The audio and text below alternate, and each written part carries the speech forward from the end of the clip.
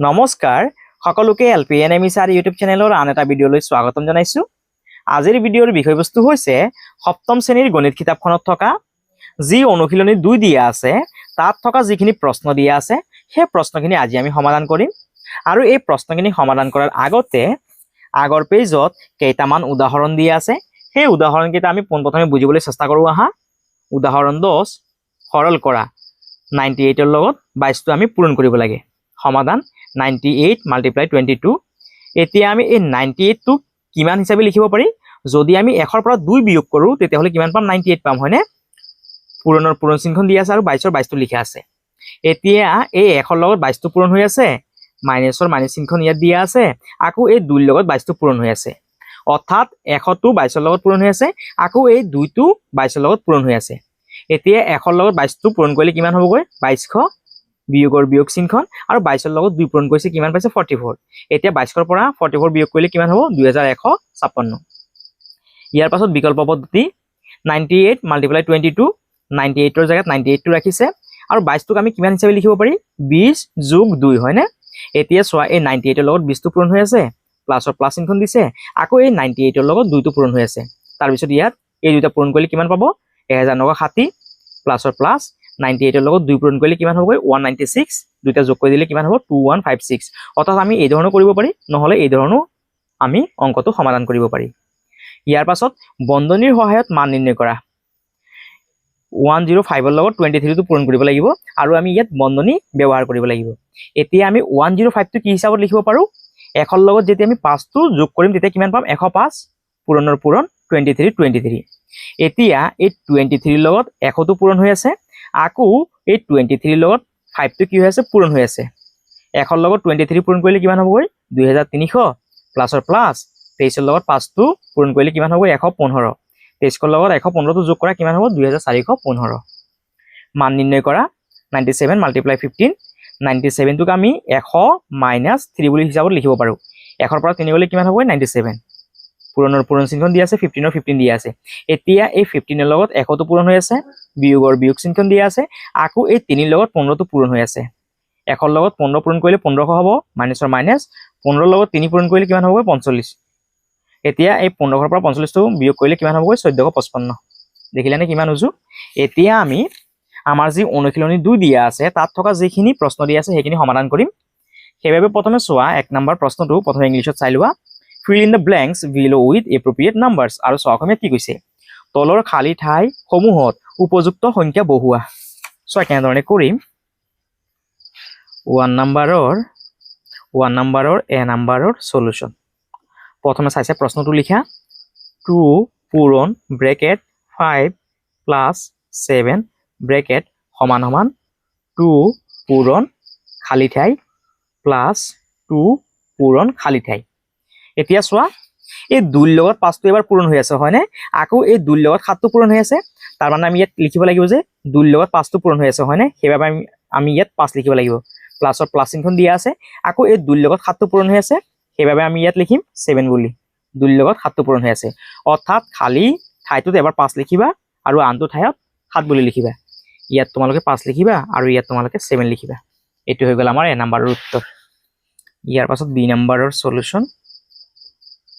প্ৰথমে চাইছে প্ৰশ্নটো লিখা ব্ৰেকেট 6 + 8 ব্ৰেকেট × 3 সমান সমান খালী ঠাই পূৰণ খালী ঠাই যোগ খালী ঠাই পূৰণ খালী ঠাই। এতিয়া এই 6 ৰ লগত 3 টো পূৰণ হৈ আছে, সেইবাবে আমি ইয়াত লিখিম 6 3। যোগৰ যোগ চিহ্ন দিয়া আছে, আকৌ এই 6 ৰ লগত 3 টো পূৰণ হৈ আছে, সেইবাবে ইয়াত লিখিবা 6 3। প্ৰথমে 6 ৰ লগত 3 পূৰণ হৈ আছে, এতিয়া 8 ৰ লগত 3, ইয়াত 8 হ'বগৈ। ইয়াত 6 নহ'বগৈ, 8 হ'বগৈ। 6 ৰ লগত 3 টো পূৰণ হৈ আছে, 6 × 3 যোগৰ যোগ চিহ্ন দিয়া আছে, তাৰপিছত কিমান আছে? 8। 8 ৰ লগত 3 পূৰণ হৈ আছে, হয়নে? অৰ্থাৎ 8 × 3 হ'বগৈ। প্ৰথম ঘৰটোত লিখিবা 6, তাৰপিছত লিখিবা 3, তাৰপিছৰ ঘৰটোত লিখিবা 8, তাৰপিছৰ ঘৰটোত লিখিবা 3। এইটো হৈ গ'ল আমাৰ বি নম্বৰৰ উত্তৰ। ইয়াৰ পাছত চি নম্বৰৰ সলিউশন। প্ৰথমে চাইছে প্ৰশ্নটো লিখা খালী ঠাই পূৰণ ব্ৰেকেট 10 - 3 ব্ৰেকেট তাৰপিছত সমান সমান 2 তাৰপিছত মাল্টিপ্লাই খালী ঠাই তাৰপিছত খালী ঠাইৰ পিছত আছে বিয়োগ চিন, তাৰপিছত খালী ঠাই পূৰণ খালী ঠাই, খালী ঠাই পূৰণ খালী ঠাই। এতিয়া চোৱা ইয়াত দিয়া আছে ব্ৰেকেট 10 - 3 আৰু ইয়াত কিমান দিয়া আছে 2 দিয়া আছে হয়নে, এই 2টো আমি ইয়াত লিখিম। এতিয়া চোৱা এই 2ৰ লগত 10টো পূৰণ হৈ আছে হয়নে, ইয়াত 2টো লিখা আছে, ইয়াত তোমালোকে 10টো লিখি দিয়া। 2ৰ লগত 10 পূৰণ হৈ আছে, বিয়োগৰ বিয়োগ চিনখন দিয়া আছে, আৰু এই 2ৰ লগত 3টো পূৰণ হৈ আছে, ইয়াত 2ৰ লগত 3টো পূৰণ কৰি দিয়া।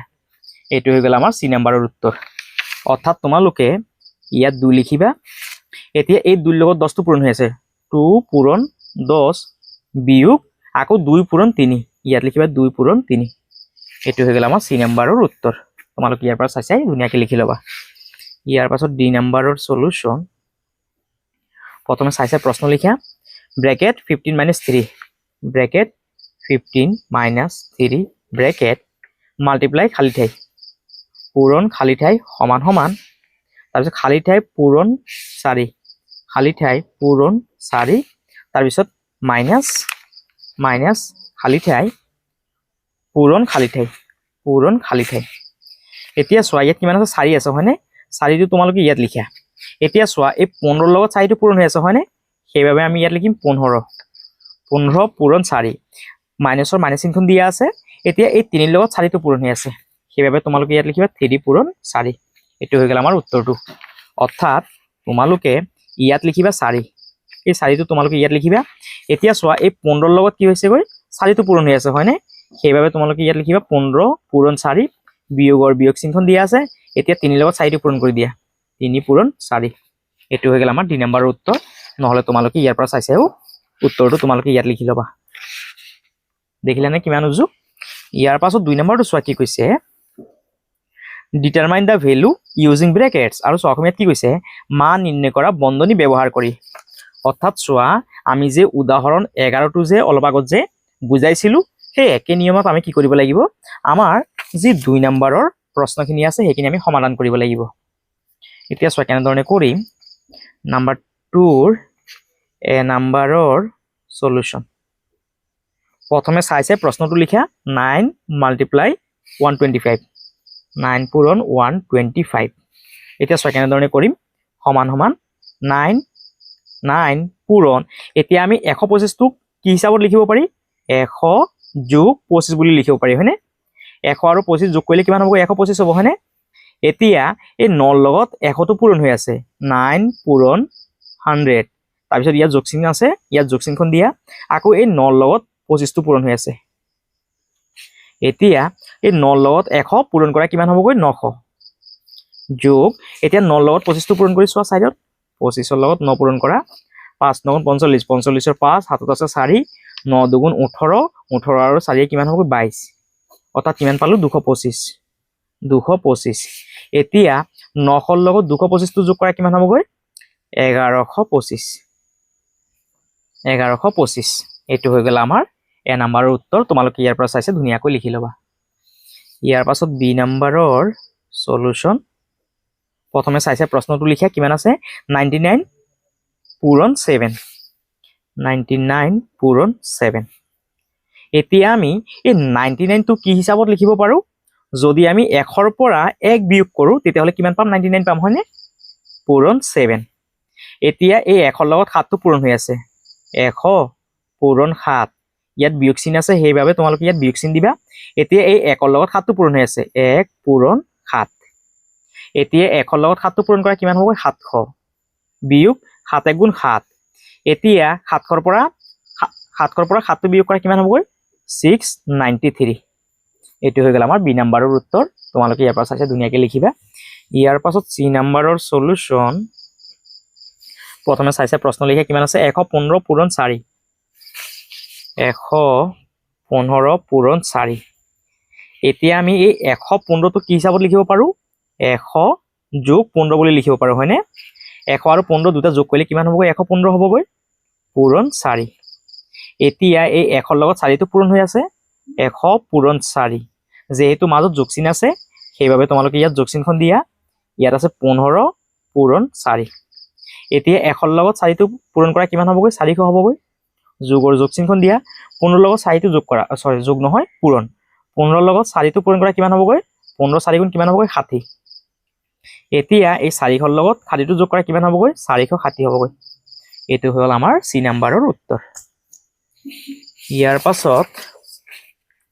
ইয়াৰ পাছত ডি নাম্বাৰৰ সলিউশন সো ডি নাম্বাৰটোত কিমান দিয়া আছে 93 multiply 5 93 multiply 5 এতিয়া সো কেনেধৰণে কৰিবা এতিয়া আমি এই 93 টো কি হিচাপত লিখিব পাৰো যদি আমি 1 ৰ পৰা 7 বিয়োগ কৰো তেতিয়াহলে কিমান পাম 93 পাম হয়নে পূৰণৰ পূৰণ দিয়া 5 ৰ 5 লিখিবা এতিয়া এই 1 ৰ লগত 5 টো পূৰণ হৈ আছে যেহেতু সমাজত মাইনাস চিহ্ন আছে সেইভাবে তোমালোকে ইয়াত মাইনাস চিহ্ন দিবা আৰু এই 7 ৰ লগত 5 টো পূৰণ হৈ আছে এতিয়া 1 ৰ লগত 5 পূৰণ কৰা কিমান হ'বগৈ 500 বিয়োগ এতিয়া এই 7 ৰ লগত 5 টো পূৰণ কৰা 5 7 গুণ 35 5 ৰ পৰা 35 টো গলে কিমান হ'বগৈ 465 হ'বগৈ এইটো হল আমাৰ ডি নাম্বাৰৰ উত্তৰ তোমালোকে ইয়াৰ পৰা চাই ধুনিয়াকৈ লিখি লবা ইয়াৰ পাছত ই নাম্বাৰৰ সলিউশন প্ৰথমে চাই প্ৰশ্নটো লিখে কিমান আছে 151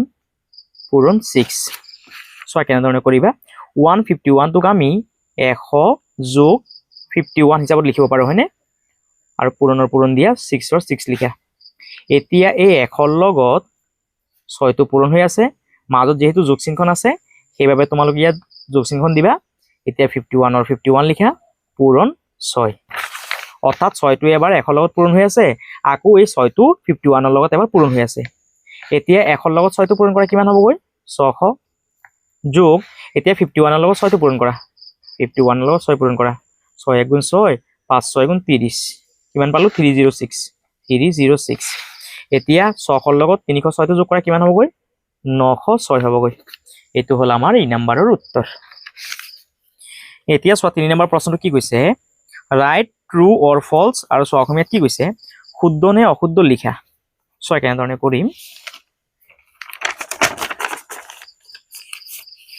নাম্বাৰ 3 এ নাম্বাৰৰ সলিউশন প্ৰথমে চাইছে প্ৰশ্নটো লিখা 5 পূৰণ ব্ৰেকেট 3 + 4 ব্ৰেকেট সমান 5 পূৰণ 3 প্লাস কিমান আছে 4 আছে 4 প্ৰথমে আমি বাসাইটো সমাধান কৰিম এই 5 ৰ লগত 3 টো পূৰণ হৈ আছে হয়নে 5 ৰ লগত 3 টো পূৰণ হৈ আছে যেহেতু ইয়াত প্লাস আছে প্লাস চিহ্ন দিয়া আকৌ এই 5 ৰ লগত 4 টো পূৰণ হৈ আছে সমান এতিয়া ইয়াত পূৰণ কৰা 5 3 গুণ কিমান হ'ব 15 যোগ 4 এতিয়া 5 3 গুণ 15 যোগ 4 5 গুণ 20 সমান 15 লগত 4 টো যোগ কৰা কিমান হ'ব 19 আৰু ইয়াত যোগ কৰা 20 আৰু 15 যোগ কৰিলে কিমান হ'বগৈ 20 আৰু 15 হ'বগৈ 35 সমান 19 এতিয়া চোৱা বা দিশত আমি পালো কিমান 35 আৰু সোঁ দিশত পালো 19 যেহেতু এটা সাইডৰ লগত আনটো সাইড মিলা নাই সেইভাবে দুইৰ এৰ উত্তৰটো হ'বগৈ অশুদ্ধ আৰু ইংলিশত লিখিবা ফলস বুলি ফলস এইটো হল আমাৰ এ নাম্বাৰৰ উত্তৰ তোমালোকে এইটো ফলস বুলি লিখিবা অৰ্থাৎ অশুদ্ধ হ'বগৈ ইয়াৰ পাছত বি নাম্বাৰ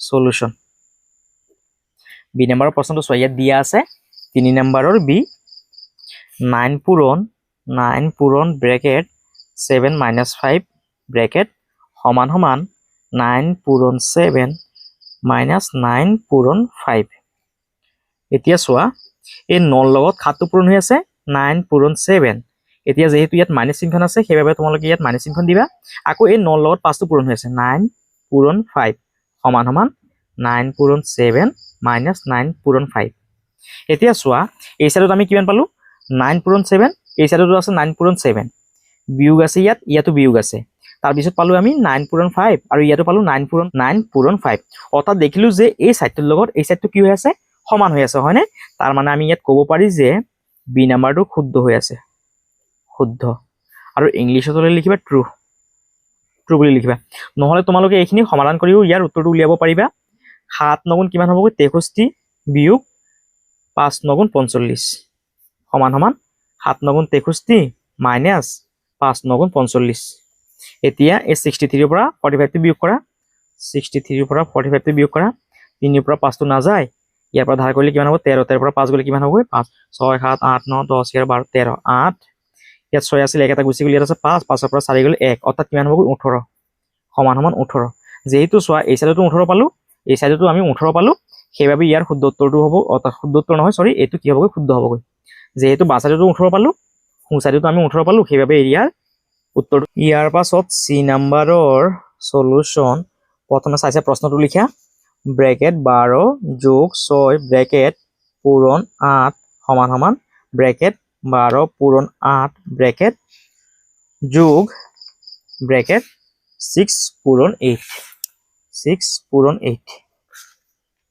এতিয়া এই 12 টো 8 ৰ লগত পূৰণ হৈ আছে সেইভাবে ইয়াত লিখিবা 12 পূৰণ 8 ব্ৰেকেট মাজত যেহেতু যোগ চিহ্ন আছে সেইভাবে তোমালোকে ইয়াত যোগ চিহ্ন দিবা এতিয়া এই 6 ৰ লগত 8 টো পূৰণ হৈ আছে সেইভাবে ইয়াত লিখিবা 6 পূৰণ 8 ব্ৰেকেট সমান সমান 12 পূৰণ 8 ব্ৰেকেট যোগ তাৰ পিছত লিখা আছে 6 পূৰণ 8 এতিয়া চোৱা এই সাইডত কিমান পালো 12 পূৰণ 8 এই সাইডতো আছে 12 পূৰণ 8 ইয়াত পালো প্লাস ইয়াতো প্লাস ইয়াত আছে 6 পূৰণ 8 ইয়াতো আছে 6 পূৰণ 8 অৰ্থাৎ চোৱা এই সাইডটোৰ লগত এই সাইডটো সমান হৈ আছে হয়নে তাৰ মানে ইয়াৰ উত্তৰটো হ'বগৈ শুদ্ধ শুদ্ধ আৰু ইংলিশত লিখিবা ট্ৰু এটো হল আমাৰ সি নাম্বাৰৰ উত্তৰ ইয়াৰ পাছত ডি নাম্বাৰৰ সলিউশন প্ৰথমে চাইছে প্ৰশ্নটো লিখা 3 নাম্বাৰৰ ডি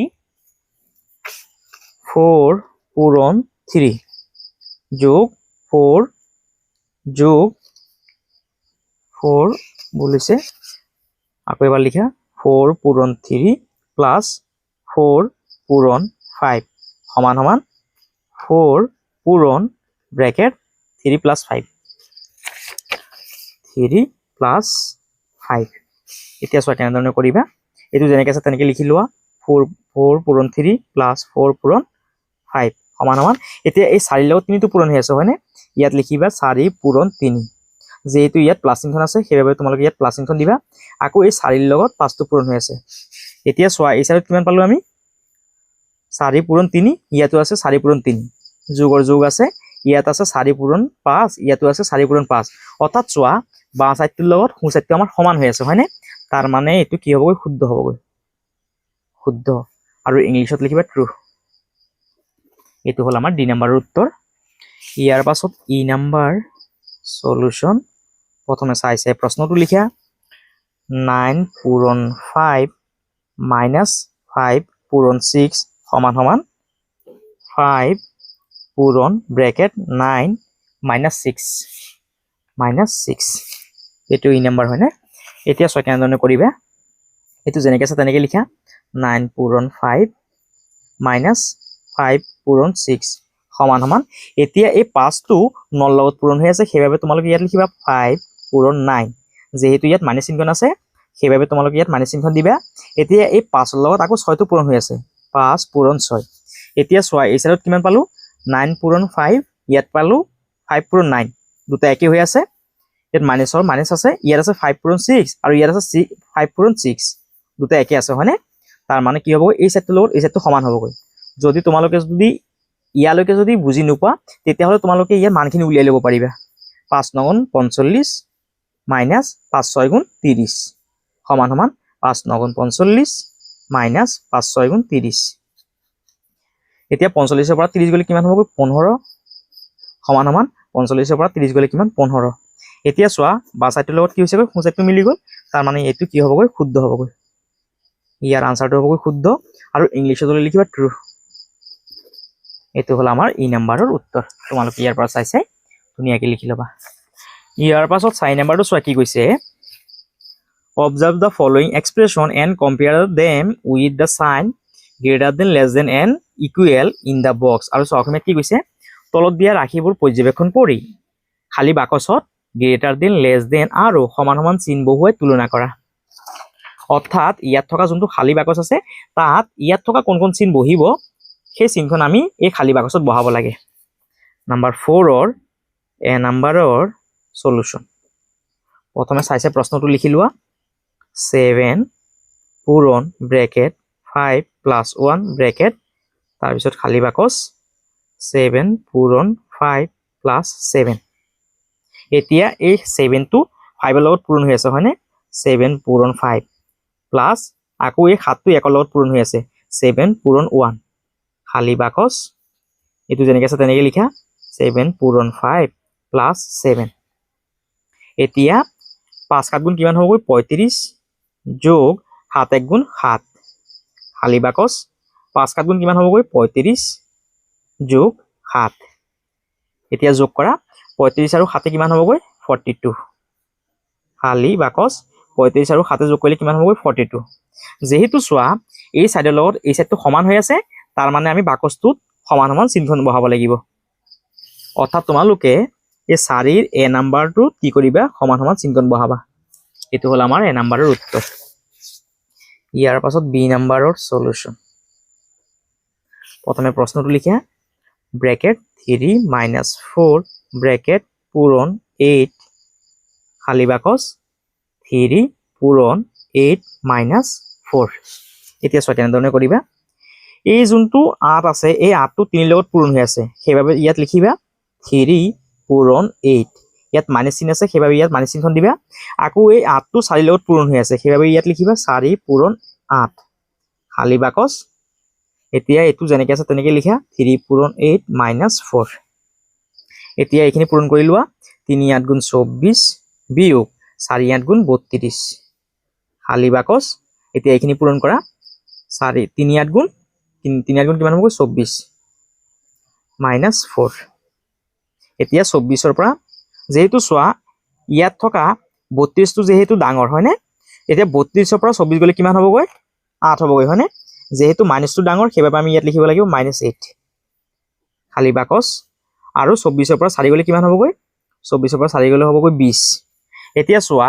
আমি বাঁ দিশত পালো -8 আৰু সোঁ দিশত পালো 20 এতিয়া -8টো ডাঙৰ নে 20টো ডাঙৰ নিশ্চয় 20টো ডাঙৰ সেইবাবে আমি চিহ্নখন এইফালে দিব লাগিব তোমালোকে কি কৰিবা বি নাম্বাৰটো চিহ্নখন ইফালে দিবা অৰ্থাৎ যোনটো সংখ্যা ডাঙৰ সেইটো সাইডে চিহ্নখন আমি কি কৰিব লাগিব এনে ধৰণে মুখটো মেলাকে দিব লাগিব অৰ্থাৎ যোনটো সংখ্যা ডাঙৰ সেই সাইডে চিহ্নখনে কি কৰিব মুখটো মেল খাই থাকিব এটো হল আমাৰ বি নাম্বাৰৰ উত্তৰ ইয়াৰ পাছত সি নাম্বাৰৰ সলিউশন প্ৰথমে চাইছে প্ৰশ্নটো লিখা -1 পূৰণ ব্ৰেকেট 5 + 3 5 + 3 ব্ৰেকেট তাৰ পিছত খালী বাকচ তাৰ পিছত -5 পূৰণ 1 -5 পূৰণ 1 তাৰ পিছত +3 পূৰণ 1 +3 পূৰণ 1 এতিয়া সমাধান কৰা এতিয়া এই -1 ৰ লগত 5টো পূৰণ হৈ আছে -1 পূৰণ 5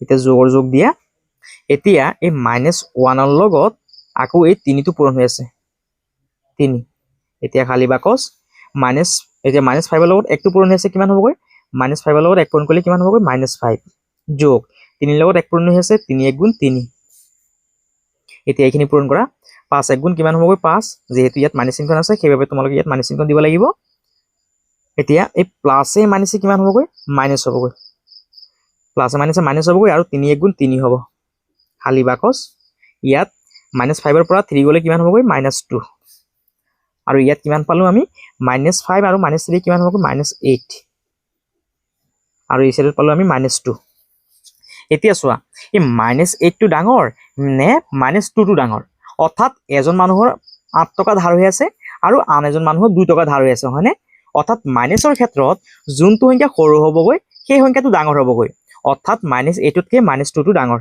সেইবাবে তোমালোকে চিহ্নখন ইফালে দিবা সি নাম্বাৰত তোমালোকে চিহ্নখন ইফালে দিবা অৰ্থাৎ আকৌ এবাৰ বুজি লোৱা এজন মানুহৰ 8 টকা ধাৰ হৈ আছে আৰু এজন মানুহৰ 2 টকা ধাৰ হৈ আছে তেতিয়া হলে কোনজন মানুহ ডাঙৰ নিশ্চয় যাৰ 2 টকা ধাৰ হৈ আছে হয়নে অৰ্থাৎ যাৰ ধাৰটো কম সেই সংখ্যাটো কি হ'বগৈ ডাঙৰ হ'বগৈ অৰ্থাৎ মাইনাসৰ ক্ষেত্ৰত যোনটো সংখ্যা সৰু সেই সংখ্যাটো কি হ'বগৈ ডাঙৰ হ'বগৈ এটো হল আমাৰ সি নাম্বাৰৰ উত্তৰ ইয়াৰ পাছত ডি নাম্বাৰৰ সলিউশন ডি নাম্বাৰ প্ৰশ্নটো চকি দিয়া আছে 107 × 3 107 পূৰণ 3 তাৰ পিছত আছে খালী বাকচ তাৰ পিছত 100 পূৰণ 3 100 পূৰণ 3 যোগ তাৰ পিছত চকি দিয়া আছে যোগ 7 পূৰণ 3 7 পূৰণ 3 এতিয়া আমি 100টো কিমান লিখিব পাৰো 100 + 7 হিচাপে লিখিব পাৰো হয়নে পূৰণ 3 এতিয়া ইয়াত খালী বাকচ দিয়া ইয়াত যেনেকৈ আছে তেনেকৈ লিখা 100 পূৰণ 3 যোগ 7 পূৰণ 3। এতিয়া এই 100 লগত 3টো পূৰণ হৈ আছে 100 পূৰণ 3। ইয়াত যোগ চিন আছে যোগ চিন দিয়া। এতিয়া এই 7 লগত 3 পূৰণ হৈ আছে 7 পূৰণ 3। এতিয়া এইটো যেনেকৈ আছে তেনেকৈ লিখা 100 পূৰণ 3 যোগ 7 পূৰণ 3। এতিয়া চোৱা ইয়াত কিমান আছে 100 লগত 3 পূৰণ হৈ আছে, ইয়াতো 100 লগত 3 পূৰণ হৈ আছে, ইয়াত 7 লগত 3 পূৰণ হৈ আছে, ইয়াতো 7 লগত 3 পূৰণ হৈ আছে, হয়নে? অৰ্থাৎ বাঁ চাইডটোৰ লগত সোঁ চাইডটো কি হৈছে একে হৈ আছে, তাৰ মানে আমি খালী বাকচটোত সমান সমান চিনখন দিব লাগিব। সেইবাবে তোমালোকে 2 নম্বৰ ঘৰটোত সমান সমান চিনখন দিবা। এইটো হৈ গ'ল আমাৰ 2 নম্বৰৰ উত্তৰ। ইয়াৰ পাছত ই নম্বৰ সলিউশন। প্ৰথমে চাইছে প্ৰশ্ন লিখা 29 পূৰণ 4 খালী বাকচ 30 পূৰণ 4। এতিয়া চোৱা ইয়াত কি হৈছেগৈ 29ৰ লগত 4 পূৰণ হৈ আছে আৰু ইয়াত 30ৰ লগত 4 পূৰণ হৈ আছে। এতিয়া আমি এই সংখ্যাটো পূৰণ নকৰাকৈ কি কৰিব পাৰি, ইয়াৰ আনসাৰটো উলিয়াব পাৰি। এতিয়া 29টো ডাঙৰ নে 30টো ডাঙৰ? নিশ্চয় 30টো ডাঙৰ, সেইবাবে চিনখন ইফালে দিব লাগিব। সেইবাবে তোমালোকে ইয়াত কি কৰিবা, চিনখন ইফালে দিবা। এইটো হৈ গ'ল আমাৰ উত্তৰটো ই নম্বৰৰ। ইয়াৰ পাছত এফ নম্বৰৰ সলিউশন। প্ৰথমে প্ৰশ্নটো লিখা 12 - 5 ব্ৰেকেট পূৰণ 8 খালী বাকচ 12 পূৰণ 8 - 5। এতিয়া এই 8টো 12 লগত পূৰণ হৈ আছে, হয়নে? 12 পূৰণ 8 মাইনাছৰ মাইনাছ দিয়া।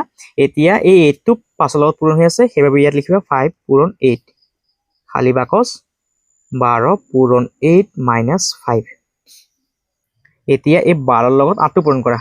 12 8 গুণ কিমান হ'বগৈ? 12 8 গুণ 96। 12ৰ লগত 8টো পূৰণ কৰা। 8 গুণ 16 7 আছে 1, 8 1 গুণ 8 আৰু 1 96 হ'ব। মাইনাছ 5 8 গুণ 40 খালী বাকচ 12ৰ লগত 8টো পূৰণ কৰিলে কিমান হ'বগৈ? 96 মাইনাছ 5। এতিয়া এই 96ৰ পৰা 42 বিয়োগ কৰা কিমান হ'বগৈ? 6ৰ পৰা 0 গ'লে 6, 9ৰ পৰা 4 গ'লে 5, 56 হ'বগৈ। খালী বাকচ 96ৰ পৰা 5টো গ'লে কিমান হ'বগৈ? 91। এতিয়া চোৱা এই 56তকৈ 91 সংখ্যাটো ডাঙৰ, সেইবাবে আমি চিনখন ইফালে দিব লাগিব। তোমালোকে এফ নাম্বাৰটো কি কৰিবা? চিনখন এইফালে দিবা। এইটো হৈ গ'ল আমাৰ 4ৰ এফ নাম্বাৰৰ উত্তৰ। তোমালোকে ইয়াৰ পৰা পোনপ্ৰথমে সমাধান কৰি ল'বা, তাৰপিছত আনসাৰটো ইয়াত লিখি দিবা। ইয়াৰ পাছত 5 নম্বৰ প্ৰশ্নটো চোৱা কি কৈছে। Look at the numbers in the following patterns and express them mathematically by using bracket to determine the sum. Using different methods, determine the sum of the numbers in the figure below. Explain the methods you use with the help of arithmetic expression. আৰু চোৱা অসমীয়াত কি কৈছে, তলত দিয়া আহিবোৰৰ সংখ্যাবোৰ চাই বন্ধনী ব্যৱহাৰ কৰিব দিছে। বন্ধনী ব্যৱহাৰ কৰি গাণিতিক ৰূপত প্ৰকাশ কৰি যোগফল নিৰ্ণয় কৰা। বিভিন্ন পদ্ধতি ব্যৱহাৰ কৰি তলৰ চিত্ৰবোৰৰ সংখ্যাবোৰৰ যোগফল নিৰ্ণয় কৰা। তোমালোকে ব্যৱহাৰ কৰা পদ্ধতিবোৰ পাটিগণিত ৰাশিৰ সহায়ত বুজাই লিখা। চোৱা কেনেধৰণে কৰিম। নাম্বাৰ 5ৰ প্ৰথমে আমি এ নাম্বাৰটো কৰিম। নাম্বাৰ 5ৰ এ নাম্বাৰৰ সলিউশন। যেহেতু আমাক পাটিগণিত ৰাশিটো লিখিব দিছে, সেইবাবে আমি ইয়াত লিখিম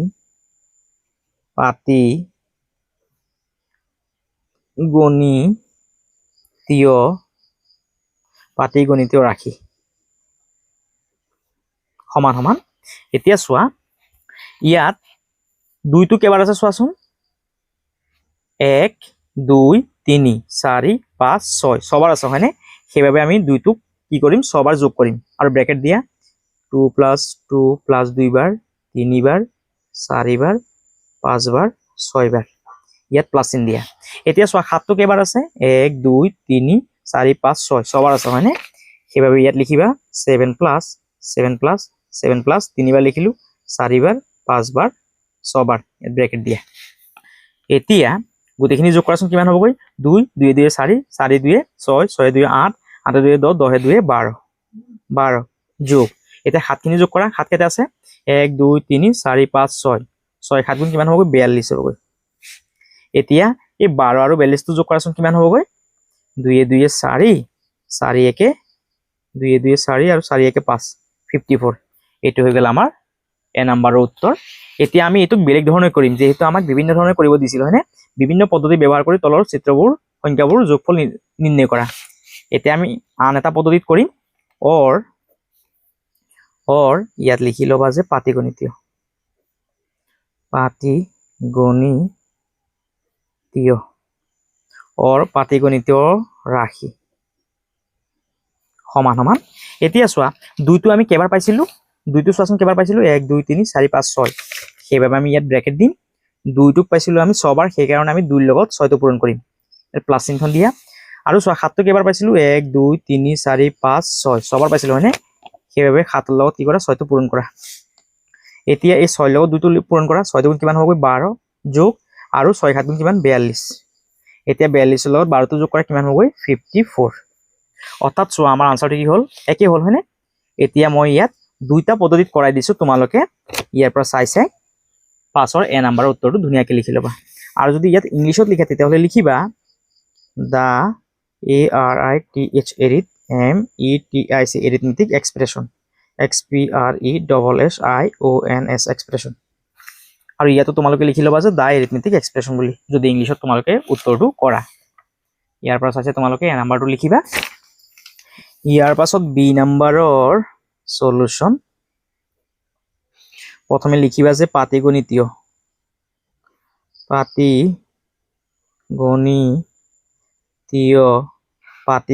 ৰাশি সমান সমান। এতিয়া চোৱা ইয়াত তিনিটো কেইবাৰ আছে চোৱাচোন, 1 বাৰ 2 বাৰ 3 বাৰ 4 বাৰ 5 বাৰ 6 বাৰ 7 বাৰ, এইটো কিন্তু 3 আছে। ইয়াত আমাক অলপ কনফিউজ কৰাৰ কাৰণে ইয়াত কি কৰিছে, তিনিটো কমলা ৰঙৰ যোনটো বাকচ আছে সেই বাকচটোত লিখিছে, এইটোত কিন্তু 3 আছে। চাই ল'বা তোমালোকে অলপ ভালকে, কেইবাৰ আছে চোৱা তিনিটো 1 2 3 4 5 6 7 বাৰ আছে, সেইবাবে 3টো 7 বাৰ লিখা, 3 প্লাছ 3 প্লাছ 3 প্লাছ 3 প্লাছ 1 2 3 4 5 6 7, 7 বাৰ লিখিলো। এতিয়া প্লাছ চিহ্ন দিয়া। তাৰপিছত চোৱা 5টো কেইবাৰ আছে 1 2 3 4 5, 5 বাৰ আছে, সেইবাবে ইয়াত লিখিবা 5 প্লাছ 5 প্লাছ 5 প্লাছ 5 প্লাছ 5, 5 বাৰ আছে হয়নে, 3 4 5 বাৰ।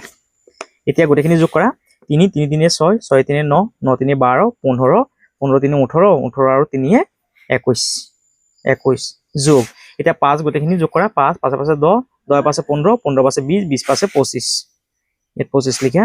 এতিয়া 21ৰ লগত 25টো যোগ কৰা কিমান হ'বগৈ 5 1 6 2 2 4, কিমান হ'ল আমাৰ আনসাৰটো 46।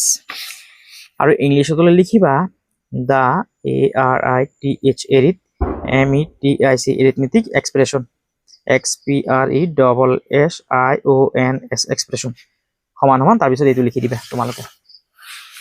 এতিয়া আমি ইয়াক বেলেগ ধৰণে কৰিম, অৰ ইয়াত লিখিবা যে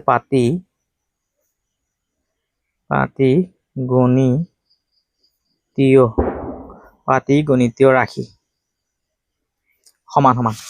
এতিয়া চোৱা ইয়াত তিনিটো কেইবাৰ আছিল 1 2 3 4 5 6 7 বাৰ আছিল হয়নে, সেইবাবে ইয়াত ব্ৰেকেট দিবা, 3ৰ লগত 7 পূৰণ কৰিবা ব্ৰেকেট, তাৰপিছত ইয়াত প্লাছ চিহ্ন দিবা, আকৌ ইয়াত ব্ৰেকেট দিবা। তাৰপিছত চোৱা কিমান আছিল 5 আছিল হয়নে, 5 কেইবাৰ আছে 1 2 3 4 5, 5 বাৰ আছে হয়নে, 5ৰ লগত 5 পূৰণ কৰিবা। এতিয়া 3 7 গুণ কিমান 21 যোগ 5 5 গুণ কিমান 25, এতিয়া এই 25ৰ লগত 21টো যোগ কৰা কিমান হ'বগৈ 46, আৰু এইটো হৈ গ'ল আমাৰ বি নাম্বাৰ উত্তৰ। তোমালোকে ইয়াৰ পৰা চাই চাই দুটা নিয়মতে কি কৰিবা উত্তৰটো উলিয়াই ল'বা। ইয়াৰ পাছত 6 নম্বৰ প্ৰশ্ন, তলত দিয়া পৰিস্থিতিবোৰ বুজিবলৈ প্ৰয়াস কৰা, শুদ্ধ গাণিতিক ৰূপত সেইবোৰ প্ৰকাশ কৰি মান নিৰ্ণয় কৰা। এ নম্বৰ প্ৰশ্ন, চাহিলে দিনটোত 8 ঘণ্টা সময় শুৱে, 4 ঘণ্টা সময় পঢ়ে, 2 ঘণ্টা সময় খেল ধেমালি কৰে, 6 ঘণ্টা সময় স্কুলত থাকে আৰু বাকী সময়খিনি অন্যান্য কাম কৰে। এসপ্তাহত কিমান ঘণ্টা সময় চাহিলে পঢ়া আৰু খেল ধেমালিত ব্যৱহাৰ কৰে। ইয়াত কৈছে যে চাহিলে পঢ়া আৰু খেল ধেমালিত ব্যৱহাৰ কৰে। কেনেধৰণে কৰিম চোৱা, 6 নম্বৰৰ এ নম্বৰৰ সলিউশন। আমাক কি উলিয়াব দিছে, কৈছে যে গাণিতিক ৰূপত প্ৰকাশ কৰিব লাগে হয়নে, সেইবাবে তোমালোকে ইয়াত লিখিবা পাটিগণিতীয়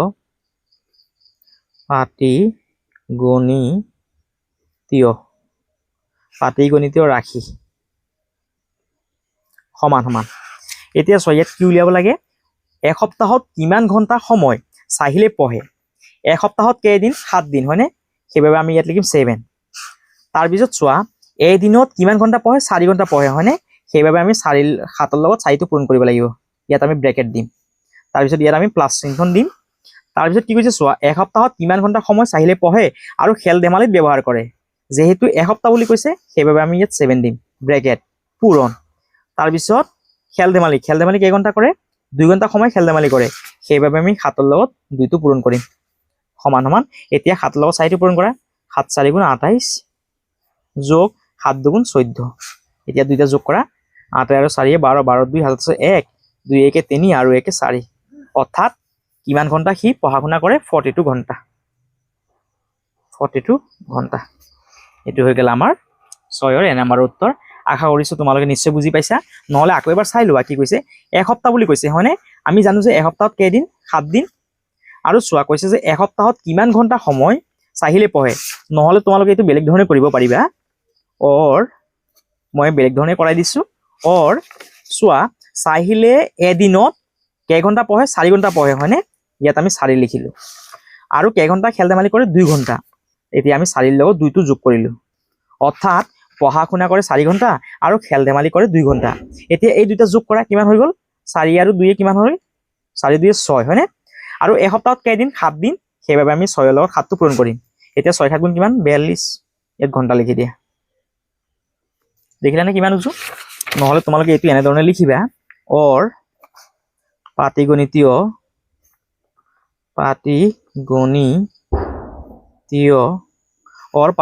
ৰাশি সমান সমান। তোমালোকে কি কৰিবা, ইয়াত ব্ৰেকেট দিবা, 4 যোগ 2 ব্ৰেকেট পূৰণ 7। 4 আৰু 2 যোগ কৰিলে কিমান হ'ব, 6 পূৰণ 7। 6 7 গুণ 42 ঘণ্টা। ইয়াত মই 2টা নিয়মত কৰাই দিছোঁ। তোমালোকৰ যোনটো নিয়ম ভাল লাগে সেইমতে তোমালোকে ইয়াৰ আনসাৰটো লিখি ল'বা। আৰু ইংলিছত হ'লে তোমালোকে ইয়াত লিখিবা যে the arithmetic, ARITH METIC arithmetic expression, EXPRESSIONS expression. ইয়াৰ পৰা চাইছে তোমালোকে 6ৰ এ নম্বৰৰ উত্তৰটো লিখিবা। এতিয়া বি নম্বৰ প্ৰশ্ন, সপ্তম শ্ৰেণীত 4টা শাখাৰ প্ৰত্যেকটো শাখাতে 45জনকৈ শিক্ষাৰ্থী আছে। যদি প্ৰতিটো শাখাৰ পৰা 4জনকৈ শিক্ষাৰ্থীয়ে কুইজ প্ৰতিযোগিতাত অংশগ্ৰহণ কৰে, তেন্তে অংশগ্ৰহণ নকৰা শিক্ষাৰ্থীৰ সংখ্যা কিমান। কেনেধৰণে কৰিম চোৱা, বি নম্বৰৰ সলিউশন। যেহেতু আমাক পাটিগণিতৰ ৰূপটো উলিয়াব দিছে, সেইবাবে তোমালোকে ইয়াত লিখিবা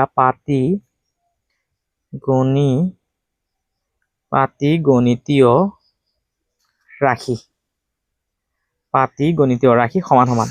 কি কৈছে চোৱা, কৈছে যে সপ্তম শ্ৰেণীত 4টা শাখা, কেইটা শাখা আছে, 4টা, ব্ৰেকেট দিয়ে ইয়াত 4 লিখা, পূৰণ। আৰু চোৱা, এটা শাখাত কেইজনকে শিক্ষাৰ্থী আছে, 45জনকে, সেইবাবে আমি 4ৰ লগত কি কৰিম, 45টো পূৰণ কৰিম। ইয়াৰ পাছত কৈছে যে যদি প্ৰতিটো শাখাৰ পৰা 4জনকৈ শিক্ষাৰ্থীয়ে কুইজ প্ৰতিযোগিতাত অংশগ্ৰহণ কৰে, যেহেতু ইয়াৰ পৰা 4জনকে প্ৰতিযোগী কুইজ প্ৰতিযোগিতাত অংশগ্ৰহণ কৰিব, সেইবাবে ইয়াৰ পৰা কি হ'বগৈ, 4জনকে প্ৰতিটো শাখাৰ পৰা কমি যাবগৈ হয়নে। যেতিয়াই কমিব তেতিয়া আমি কি কৰিম, বিয়োগ কৰিম। কিমান বিয়োগ কৰিম, প্ৰতিটো শাখাৰ পৰা কেইজনকে যাব, 4জনকে হয়নে। আৰু শাখা কেইটা আছিল, 4টা আছিল হয়নে। এতিয়া চোৱা, এই 45ৰ লগত 4টো পূৰণ কৰা, 45ৰ লগত 4 পূৰণ কৰা, 4 5 গুণ 20, 20ৰ শূন্য, 7 আছে 2, 4 4 গুণ 16 আৰু 2 16 2 18, 180 মাইনাছ 4 4 গুণ 16। এতিয়া 180ৰ পৰা 16টো বিয়োগ কৰা, 0ৰ পৰা 6 নাযায়, ইয়াৰ পৰা ইয়াত 1 ধাৰ কৰিলে 10 হ'ব, 10ৰ পৰা 6 গ'লে 4, ইয়াত 8 আছিল যিহেতু 1 এটা গুচি গ'ল, ইয়াত আছে 7, 7ৰ পৰা 1 গ'লে 6, 1ৰ 1, অৰ্থাৎ কিমান হ'ল, 164। আৰু চোৱা, আমাৰ প্ৰশ্নটোত কি কৈছে যে কুইজ প্ৰতিযোগিতাত অংশগ্ৰহণ কৰে, তেন্তে অংশগ্ৰহণ নকৰা শিক্ষাৰ্থীৰ সংখ্যা কিমান। ইয়াত লিখিবা যে কুইজ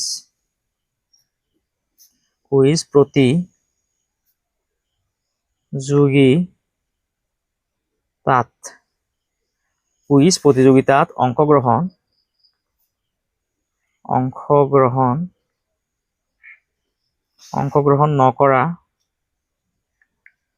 নকৰা শিক্ষাৰ্থীৰ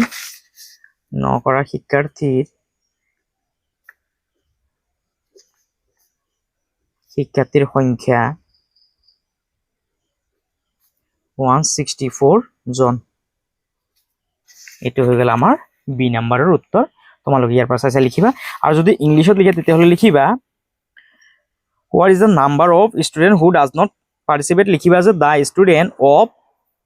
the number of student who does not participate, লিখি দিবা যে 164 বুলি লিখিবা 164 ষ্টুডেণ্ট ইয়াৰ পৰা লিখিবা যে the number of student who does not participate লিখিবা যে 164 ষ্টুডেণ্টছ বুলি লিখিবা ষ্টুডেণ্টছ যদি তোমালোকে ইংলিছত লিখা ইয়াৰ পাছত 7 নম্বৰটো চোৱা 8 পূৰণ ব্ৰেকেট 5 - 4 ৰাশিটোৰ মান উলিওৱাৰ স্তৰবোৰ তলত দিয়া হৈছে A number B number C number এতিয়া চোৱা প্ৰথমে কি কৰিব লাগিব আমি এই 8ৰ লগত 5টো পূৰণ কৰিব লাগিব হয়নে 8ৰ লগত 5টো পূৰণ কৰিছে তাৰপিছত মাইনাছৰ মাইনাছখন আছে আকৌ আমি 8ৰ লগত 4টো পূৰণ কৰিব লাগিব 8ৰ লগত 4টো পূৰণ কৰিব লাগিব তাৰ মানে এইটো হ'বগৈ প্ৰথম স্তৰ এতিয়া বি টো ক'ত আছে চোৱাচোন ইয়াত আছে চি এইটো নহ'ব এইটো আছে বি হয়নে বিৰ পিছত এতিয়া আমি কি কৰিম 8ৰ লগত 5টো পূৰণ কৰিম 8 × 5 = 40 হয়নে নহ'লে তোমালোকে এবাৰ চাই লোৱা 8 পূৰণ ব্ৰেকেট 5 - 4 এইটো হৈছে 7 নম্বৰ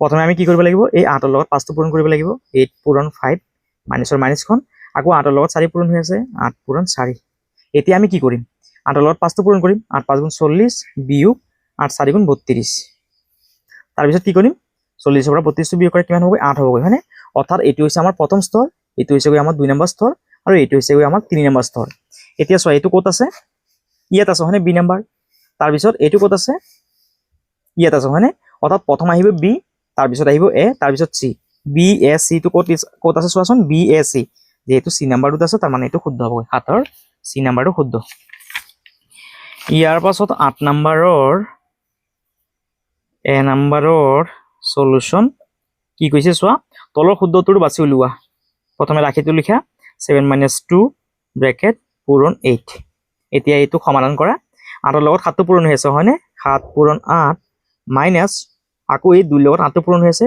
2 পূৰণ 8 7 8 গুণ কিমান 56 মাইনাছ 8 2 গুণ 16 এতিয়া এই 56ৰ পৰা 16টো বিয়োগ কৰা 6ৰ পৰা 6 গ'লে 0 5ৰ পৰা 1 গ'লে 4 কিমান হ'ল 40 40 ক'ত আছে চি নাম্বাৰটোত হয়নে অৰ্থাৎ আমাৰ এই চি নাম্বাৰটো শুদ্ধ হ'বগৈ ইয়াৰ পাছত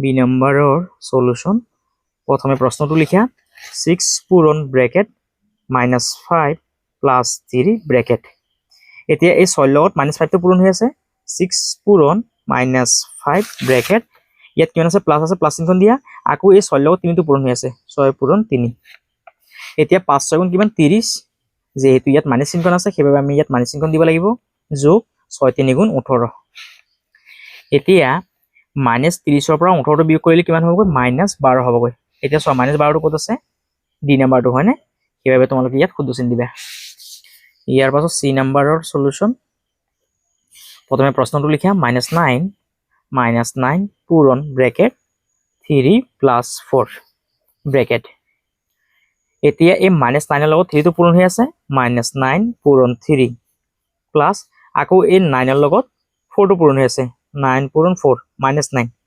-9ৰ লগত 4টো পূৰণ হৈ আছে এতিয়া 9ৰ লগত 3টো পূৰণ কৰা 3 9 গুণ 27 যেহেতু ইয়াত মাইনাস আছে সেইবাবে ইয়াত মাইনাস চিহ্ন দিয়া এতিয়া এই প্লাসৰ লগত মাইনাসটো পূৰণ হৈ আছে প্লাসে মাইনাসে কিমান হ'বগৈ মাইনাস হ'বগৈ 4 9 গুণ 36 এতিয়া -27 আৰু -36 কিমান হ'বগৈ মাইনাস কিমান হ'বগৈ চোৱাচোন 27 আৰু 36 7 6 13 13 3 7 আছে 1 3 2 5 আৰু 1 6 কিমান হ'বগৈ -63 এতিয়া চোৱা -63 ক'ত আছে বি নাম্বাৰটোত সেইবাবে তোমালোকে বি নাম্বাৰটোত শুদ্ধ চিন দিবা ইয়াৰ পাছত 9 নম্বৰ প্ৰশ্ন প্ৰিয়াই মঙ্গলবাৰ আৰু শনিবাৰ বাদ দি সপ্তাহটোৰ বাকি কেইদিন সন্ধিয়া 1 ঘণ্টাকৈ যোগাসন কৰে 10 সপ্তাহত তাই মুঠ কিমান ঘণ্টা যোগাসন কৰে তাৰ গাণিতিক প্ৰকাশ কোনটো হ'বগৈ আমি জানো যে সপ্তাহত কেইদিন থাকে 7 দিন 7 দিনৰ পৰা তাই কি কৰে মঙ্গলবাৰ আৰু শনিবাৰে যোগাসন নকৰে যেহেতু 2 দিন নকৰে সেইবাবে 7ৰ পৰা আমি 2টো বিয়োগ কৰিব লাগিব ব্ৰেকেট দিলো আৰু কিমান ঘণ্টাকে কৰে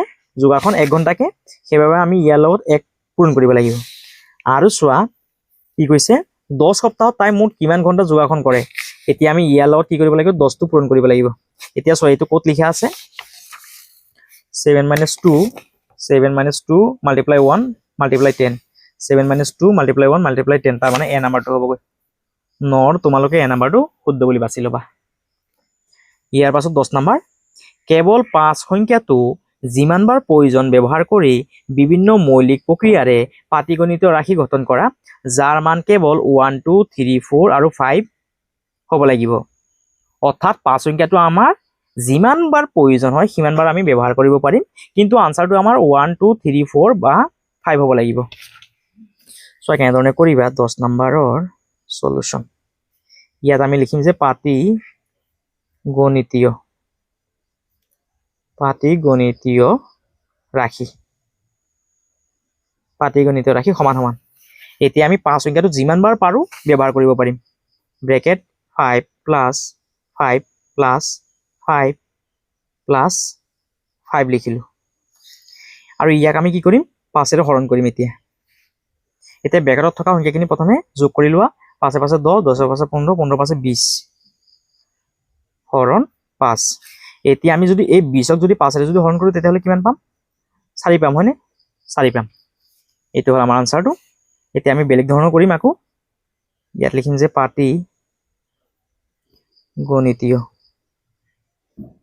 পাটিগণিতীয় ৰাশি সমান সমান। এতিয়া আমি ইয়াত লিখিব পাৰো যে 5 পূৰণ 5 ব্ৰেকেট হৰণ 5। 5 5 কিমান হ'বগৈ? 25 হৰণ 5। 25ক যদি আমি 5 এৰে হৰণ কৰো তেতিয়াহ'লে কিমান পাম? 5 পাম, হয়নে? আৰু আছো আমাৰ আনসাৰটো কিমান হ'ব লাগিব? 1 2 3 4 5, অৰ্থাৎ 1 2 3 4 5ৰ যিকোনো এটা হ'ব লাগিব। সো ইয়াত আমি পালো প্ৰথমে 4, ইয়াত পালো আমি 5। ইয়াৰ পৰা তোমালোকে উত্তৰটো চাই চাই ধুনীয়াকৈ লিখি ল'বা। আৰু যদি ইংলিছত লিখে তেতিয়াহ'লে ইয়াত লিখি দিবা যে দা ARITH arithmetic expression, EXPRESSIONS expression বুলি লিখিবা। আৰু ইয়াতো তোমালোকে যদি ইংলিছত লিখে তেতিয়াহ'লে লিখিবা যে দা এৰিথমেটিক এক্সপ্ৰেছন। আৰু এইটো হৈ গ'ল আমাৰ 10 নম্বৰৰ উত্তৰ। ইয়াৰ পাছত 11 নম্বৰ প্ৰশ্ন, সেউজীয়া ৰঙা আৰু নীলা স্থানত উপযুক্ত সংখ্যা বহুৱাই যোগফল নিৰ্ণয় কৰা। ইয়াৰ আমি যোগফলখিনি উলিয়াব লাগে। তোমালোকে নিজৰ ইচ্ছামতে ইয়াত যিকোনো সংখ্যা বহাব পাৰিবা। মই ইয়াত 2 লিখিলো, ইয়াতো 2 লিখিলো, ইয়াতো 2 লিখিলো। এতিয়া গোটেইখিনি যোগ কৰা। 2 2 2 4, 4 2 কিমান হ'ব? 6। ইয়াত 6 লিখি দিয়া। ইয়াত মই 3 লিখিলো, ইয়াত আকৌ 1 লিখিলো, ইয়াত আকৌ 2 লিখিলো। কিমান হ'বগৈ? 3 3 1 4, 4 আৰু 2 6। ইয়াত মই 3 লিখিলো, ইয়াতো 3, ইয়াতো 3 লিখি দিলো। 3 3 3 6, 6 3 9। এনেধৰণে তোমালোকে আনসাৰটো উলিয়াই ল'ব পাৰিবা। নহ'লে তোমালোকে নিজৰ ইচ্ছামতে ইয়াত যিকোনো সংখ্যা বহাই পেলাইও তোমালোকে ইয়াৰ আনসাৰটো উলিয়াই ল'ব পাৰিবা। প্ৰথম ঘৰটোত মই লিখিলো 3, তাৰপিছত 3 লিখিলো 3, তাৰপিছত লিখিছিলো 3 1 2, আৰু ইয়াত লিখিছিলো 2 2 2। এতিয়া গোটেইখিনি যোগ কৰা কিমান হ'বগৈ? 6 3 4 5 6 3 3 9। এনেধৰণে তোমালোকে কি কৰিবা? আনসাৰটো লিখি ল'বা। 11 নম্বৰৰ 11 নম্বৰ। ইয়াৰ পাছত 12 নম্বৰ, 1 2 3 4 সংখ্যাকেইটা মাত্ৰ এবাৰ ব্যৱহাৰ কৰি পুনৰাবৃত্তি নকৰাকৈ 10 পাবলৈ চেষ্টা কৰা। অৰ্থাৎ আমি 1 2 3 4 সংখ্যাখিনি এবাৰহে ব্যৱহাৰ কৰিব পাৰিম, আৰু ইয়াৰ আনসাৰটো কি হ'ব লাগিব? 10 হ'ব লাগিব। চোৱা কেনেধৰণে কৰিবা। 12 নম্বৰৰ সলিউশন। ব্ৰেকেট ইয়াত আমি লিখিলো 1 পূৰণ, তাৰপিছত লিখিলো 2 পূৰণ, তাৰপিছত লিখিলো 3, তাৰপিছত আমি ব্ৰেকেট দিলো, ইয়াত প্লাছ চিহ্ন দিলো, আৰু ইয়াত 4 লিখিলো। এতিয়া চোৱা 2 1 গুণ 2, 2 লগত এতিয়া 3 পূৰণ কৰা, 2 3 গুণ 6, 6 যোগ 4, 6 4 কিমান হৈ গ'ল? 10 হৈ গ'ল। এইটো হৈ গ'ল আমাৰ 12 নম্বৰৰ আনসাৰ। নহ'লে এইটো আমি বেলেগ ধৰণৰ কৰিব পাৰো। আমি লিখিব পাৰো যে 1 + 2 + 3 + 4। এতিয়া গোটেইখিনি যোগ কৰা। 4 4 3 7, 7 8 9, আৰু 1 10। এইটো হৈ গ'ল আমাৰ 12 নম্বৰ উত্তৰ। দেখিলানে কিমান উজু? তোমালোকে এইটো লিখিব পাৰা, নহ'লে এইটো লিখিলেও তোমালোকৰ আনসাৰটো শুদ্ধ হ'বগৈ। ইয়াৰ পৰা তোমালোকে যিকোনো এটা লিখি ল'বা। আশা কৰিছো তোমালোকে নিশ্চয় বুজি পালা। আৰু অনাগত দিনবোৰতো তোমালোকে এনেকুৱা ধৰণৰ ধুনীয়া ধুনীয়া ভিডিঅ'কেইটা পাই থকাৰ বাবে তোমালোকে আমাৰ চেনেলটো ছাবস্ক্ৰাইব কৰিবা, ভিডিঅ'টো শ্বেয়াৰ কৰিবা, আৰু কমেণ্ট কৰিবলৈ নাপাহৰিবা।